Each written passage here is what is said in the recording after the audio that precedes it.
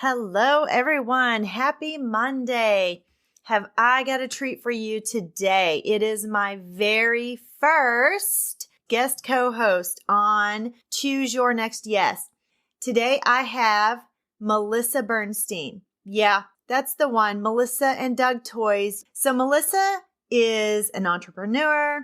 She's a visionary creative, a female leader, and a mother of 6. Oh my gosh, I have 3 boys and I am worn out all the time. This girl's got some energy. She is the co-founder of the tremendously successful toy company, Melissa and Doug, and she spent the last 30 years helping children discover themselves, their passions, their purpose, all through open-ended play. Now, she's on her own personal journey of self-discovery and acceptance, and she's using her unparalleled creativity to reinvent well-being products that help adults find calm. And I am so excited for her to be our first guest host. So now to the show. Are you in a new season of your life? Are you stuck and searching for clarity so you can make a career change? Do you just need the courage to switch careers? Are you ready to follow God's plan for your career? Welcome to Choose Your Next Yes. Hi, Kindred. I'm Mel, a career transition coach, mom of grown-ups, coffee lover, and God girl. I've had a lot of big life changes, and I haven't always been clear about God's plan for me. This led to stress and anxiety and a lack of clarity and courage to make a career move. I finally started listening to God's voice to find clarity and peace, and stopped being scared to make a move and achieve my career transition goals. Now, my mission is to help you learn to listen to God's voice and know when to say yes to the career you've always wanted and no to everything else. Let me show you how to clarify your purpose and find courage to pursue your personal and professional goals in your midlife and beyond. Throw down your self-doubt, dust off your dreams, Kindred. It's time to reset and refine and reclaim the woman you once aspired to be.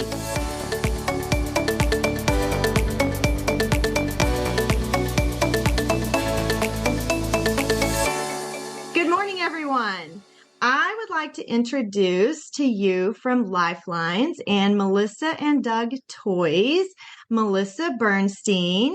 And Melissa, I would like for you to tell us a little bit about yourself, tell us what you do and why you do it. Wow.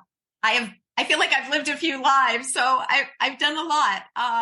I would say, from very early on, I've always been a creative and never really connected to that. Although I would think every cell in my body is wired to create something from nothing and hopefully have the possibility to touch others with that creativity. But I followed a very conventional path until after college, when I went to work as an investment banker and was the most miserable person on the planet. I felt like I was a flower without sunlight and water, but definitely would have stayed there because I was terrified of the unknown, which I think many of you listening might be currently as well. So and my boyfriend, how long did you do investment banking? For about 2 years. Oh, okay. Wow. And thank goodness my boyfriend at the time, Doug, who's now my husband, saw how miserable I was. I was literally like almost unable to get out of bed each day because I couldn't understand why I was doing what I was doing, what it was doing for the world. And I was really falling into an existential meaning crisis. Like, what is the point of my life if I can't do something of meaning? So he gave me the courage. We went away for a fateful weekend to a bed and breakfast, and with no other intention than to come out of that weekend knowing what we wanted to do.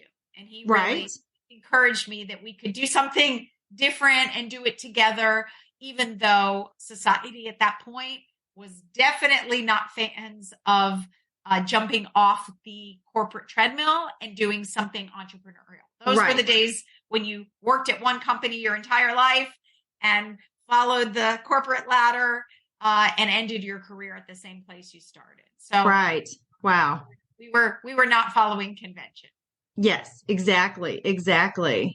So you left investment banking after 2 years and you started your company at that time? Yes, we started our company when I was like, I think almost 23 and he was 25. And that was our life for the next 32 years. Um, Wow. yeah, we really made it into our career and our mission to bring what we called open-ended play into children's lives and to use open-ended play as a catalyst to ignite imagination and a sense of wonder and help children discover themselves, their passions, and their purpose. Exactly what I'm hoping my ladies can discover for themselves. So that's wonderful. And of course, I think pretty much everybody who has children or is an educator knows about Melissa and Doug Toys. You know, I have taught preschool and early childhood a few years, and your toys are amazing. And I don't think I ever had anything like that when I was younger, but I do remember like one of my favorite things that I did have, which was this little cardboard puzzle. It was of the states. And I loved putting that puzzle together. And I know that you guys have things like that too. And I don't know why, but I was so enamored with that one little cardboard puzzle. So I know that your stuff is like way more durable and sustainable. I raised three boys, and pretty much everything that they touched was broken within, I mean, like soon. Like I remember my son got something for Christmas one year, and we had it like 5 minutes. He had it open, and it was like this. It was a helicopter that you pulled the string to make it go, and he cut the string. Like he got a pair of scissors and cut the string immediately. I'm like, well, all right. so, so at least your toys are durable and can make it through young children and especially young boys. So Thank you for saying that. That means a lot. So what is or was the biggest challenge in starting your own business? Oh my gosh. I think the better question might be what wasn't the challenge? Right? Yeah. I mean, I think the biggest challenge with anything in life is staying in the verb and not getting too caught up in the noun. Meaning, when we think about the end goal, if I were to ever go into one of our warehouses, which I couldn't do, by the way, after about 5 years, because I would see like these 300,000 square foot warehouses filled to the ceilings, which were like 50 feet high with product. And I would say, oh my gosh, there's no way we can sell all this product. Like I would become in a panic over the end goal. And I think what would always happen is you'd start to get caught up in your ego and where is this leading? And is this going to, be able to support our family? And you'd become, you go into fight or flight. You'd become really panicked. Mm-hmm. And for me, it was always about trying to stay in the moment, which was, can I create the next toy to be something that lights up a child? Right. And if I could stay focused on just my task of making this one toy magical in some way and something that kids not only want to play with once, but want to keep coming back to, right, then I knew I could stay on the path. And that's where I tried to go every time. I tried to always come back home to the moment. It's an exercise in mindfulness. Mm-hmm. And just think about that one toy. I didn't have to think about all the toys that were created before. I didn't have to think about the toys that were being created ahead, in the future. It was literally about the next greatest toy. And that's awesome. I've just recently discovered mindful thinking. I mean, I've heard about it for a long time, but just like really digging in and learning about what it is and starting my own business and trying to make sure that I am very cognizant of every single step so I don't go too fast. So I've always heard you go slow to go fast or go slow to grow fast. And I definitely think that because you can become overwhelmed. Like you said, it's just overwhelming to see that much product. Well, I don't have product, but thinking about all of the things that I could do or could help with my business and all of the things that you can buy and use to organize your time and streamline, it becomes overwhelming, even just in that facet of things. So definitely the mindful thinking. And I love that phrase that you use, staying in the verb so you're not caught in the noun. And that's amazing. And I write a lot of verses, and I actually, one of the verses I tell myself the most is that I'll say it just quickly. It's the learning, not the grade. It's the crafting, not what's made. It's competing, not the score. It's crusading, not the war. It's the painting, not the art. It's the acting, not the part. It's the journey, not the goal. For engaging fuels the soul. Oh my gosh, I love that. So that's one of the things that I talk about in my podcast with my women is that it's not an end destination. You're not going to a specific place. Your journey can get you there. And I like to always say, I am God's David. And so like, as we go through, I am growing. He's teaching me stuff, just like he did David, who was not able to be king when he was anointed as king because he was just too young and he didn't know enough. So he had to learn some things. And so that's how I feel about myself. And also that's where I want my women to land and to understand what I want them to understand about themselves is there's a journey and they have experiences that are leading them to where they're going.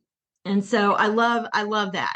And even in the perspective of meaning, because I am a student of meaning, you need to have 2 points of reference, 2 frames. One is what is called ultimate meaning. And that's actually a faith.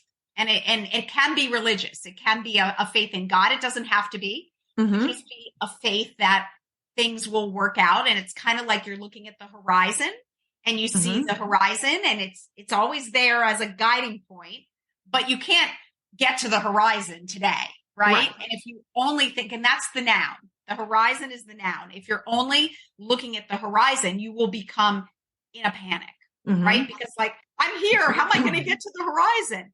And then there's what's called meaning in the moment. And meaning in the moment are the very tangible, concrete steps you can take every single day to get closer to the ultimate meaning.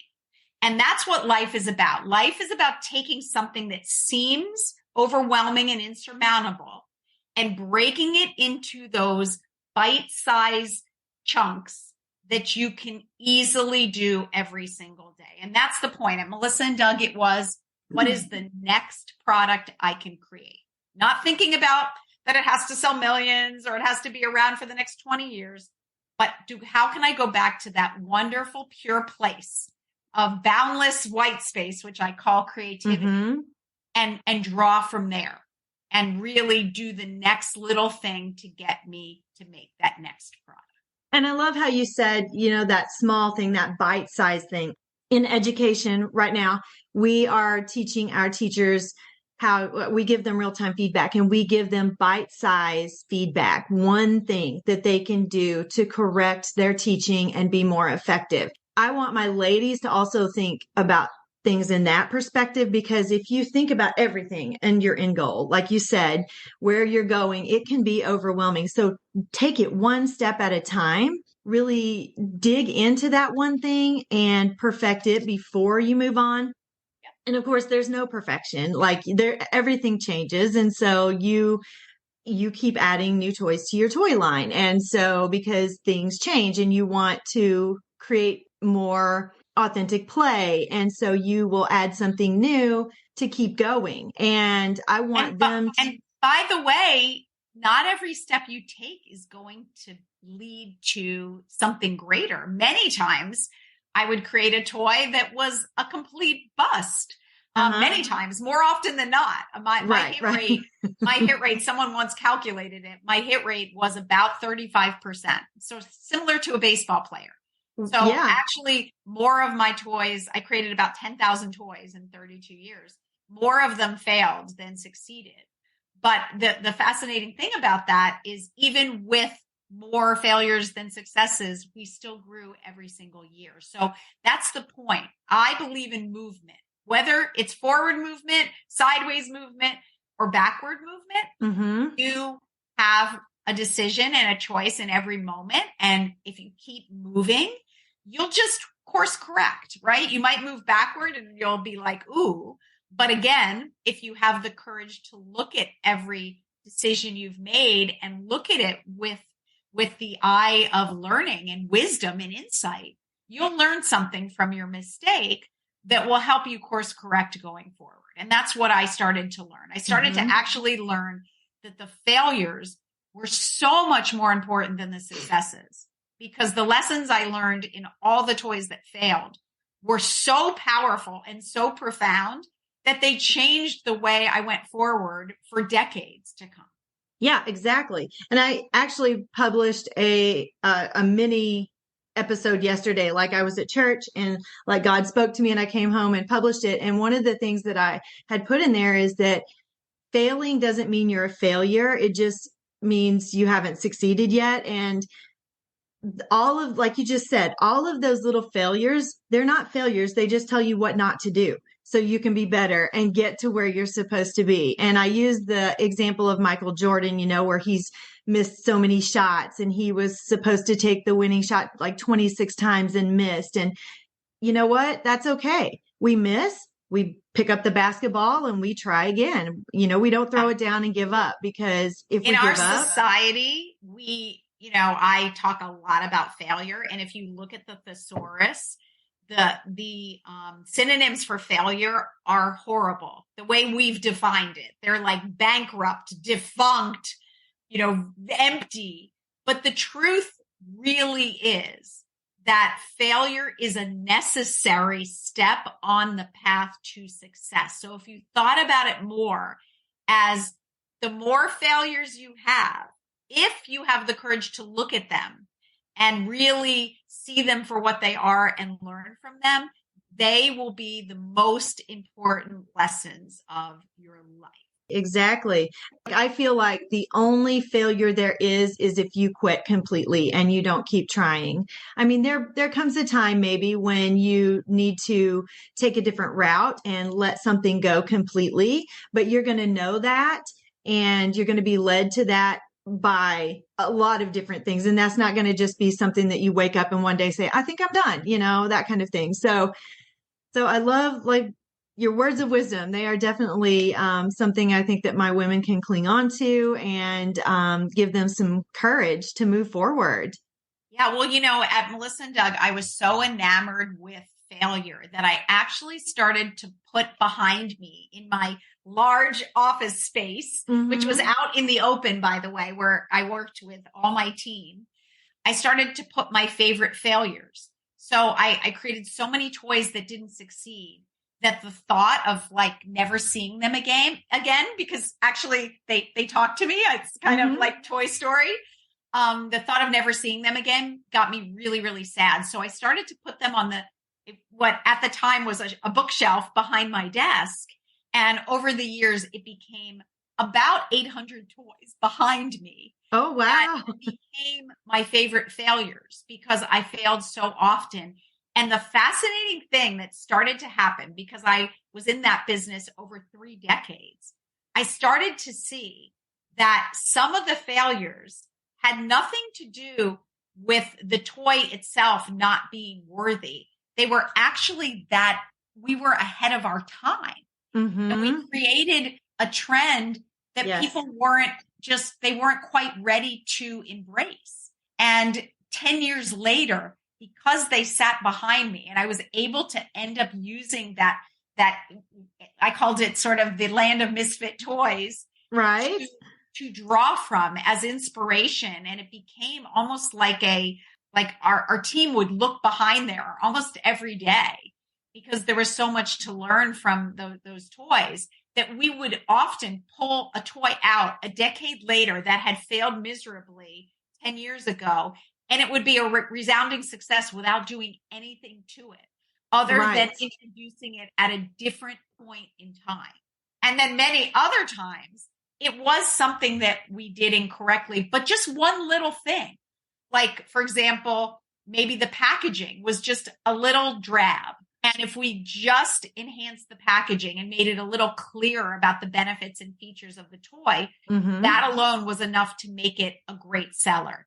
So you start to see that we make our definitions so black and white in English. It's like failure, success, but it's not that at all. Failure is really just one point on this wonderful continuum to success. Exactly. And aren't all the great entrepreneurs like they didn't succeed the very first time that they did something, like electricity might not have ever happened had we not, I mean, it probably would have from someone else. We can't stop. Like you have to keep going. And just because you fail at one time, like we wouldn't have flight, we wouldn't have cars, we wouldn't have all of these things if people gave up the second that something didn't work. So there's a fascinating study on prolific creators. And basically the essence of it is that prolific creators are not necessarily more geniuses than others of their time. However, the major difference is they create an abundance of ideas so out of proportion to the others that their likelihood of success is just larger. Right. And they state even Einstein and Picasso and Thomas Edison, and that there were many other geniuses of their time who were inventing. But when you look at the breadth, Mozart and Shakespeare are also listed there. When you look at how many things they created, it was like 20 times the number that their peers did. And their percentage of success wasn't larger. It was just their realm of creation was larger. Right. And I've had that same experience, again, having created so many things, because at the end of the day, no one tells you your hit rate, right? Like Mozart, supposedly he created like over 600 pieces of music. And if you look at the masterworks, they're only a handful. Right. So, but no one says, well, his hit rate was only 5%. No, they look at the pieces themselves and talk about them as masterpieces. So yeah, it's a really important lesson that the more you create, the higher likelihood you have of success, which means you must fail more to succeed more. Right. Exactly. So what advice would you give to my midlife women who are ready to make a pivot in their career? My ladies, when I was doing my market research, they're hitting that midlife point. Their kids are leaving home or already have left home, and they've not ever been able to focus on themselves. Maybe they didn't get to go to college, or they went to college, but they didn't get to go into the career that they went to college for. And now they're like, they don't know what to do. They're a little scared. They need some courage. What advice would you give them? Oh my gosh. Well, know that I'm right with you. I'm one of those women right now. Me too. Midlife, kids leaving the house, and know that it's a terrifying time, and a time that many can fall into an existential meaning crisis, because you've had one role, right? You've been defined one way. Exactly. And followed that path beautifully. And you've raised probably independent children, which is such a feat. So I think to honor that first off and say, I've done my job is really important. So first do that. First pat yourself on the back and say, like, I've done something amazing. Exactly. And then know that when you stare into the abyss of the unknown, it can be terrifying, right? When you ask the question, like, what am I supposed to do with the rest of my life? And how am I going to discover that? Know that that is going to induce a lot of fear, because our bodies do not like the unknown. Our bodies like comfortable homeostasis and being in the middle of the box where we know exactly what's going to happen. That isn't what we're supposed to do, because we're supposed to get in touch with our noetic realm, which is our spiritual realm, and really discover what we're here for. But our bodies don't like it. So know that what you're experiencing right now is very, very normal. When you start to think about the unknown and like, I don't have any skills that I can use today, and the world is a big, vast place, and how am I going to discover it? it can be terrifying. So to honor that and to breathe into it and to say, okay, I'm at this juncture now, and feeling that fear is also something to allow that feeling to run through you. But I will say that this can be the most extraordinary period of your life, because for the first time, you're going to be asking the question, who am I? What is it I want to do with the rest of my life? And it should be like going back to childhood. It should be like rediscovering that inner child within, but know that it's going to take a lot of deliberate intention and work. Because if you start to think about what do I want to do and you come up with nothing, it's because you don't have anything yet. And you're going to have to go on that inner journey. You're going to have to do that inner work. And it's a process. Yes. Discover that self. And I just finished a book that I co-wrote with a friend of mine. It's not even out yet. A woman on our team who's become a dear friend. It's called Practice Makes Purpose. And it's literally how to figure out through a practice that you engage in, like, who am I and what am I meant to do with my life now? Yes. And that's exactly what I've been talking to them about. As a matter of fact, my episode yesterday was about who am I? That is so amazing that like God aligns things for you. When you said no skills, they do have skills. They just don't always recognize those skills. They've done a million things and they've learned a million things in their lifetime. And being a mom, you have so many skills. You just need to focus those skills. And so that's one of the things that I do with my coaching is I help them get clarity on their gifts and talents and how they can use those, what options they have, their spiritual gifts, what options they have to use those spiritual gifts, where their passions and interests align with those skills.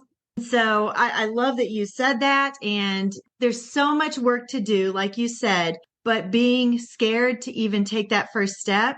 You were scared. You were scared to get behind the wheel of a car and take your driver's license. You were scared to have a baby. You were scared to get married. You still did it. So being scared is not an excuse. In my book, it's not an excuse to not do anything. It's more of an excuse to move forward because it takes courage to do a lot of things. And so moving into a new career is one of those. That's it for today, everyone. Be sure to tune in on Friday for the second half of the interview with Melissa Bernstein and catch the rest of what she has to say to you beautiful, wonderful kindreds of mine. I love you, and I will see you on Friday.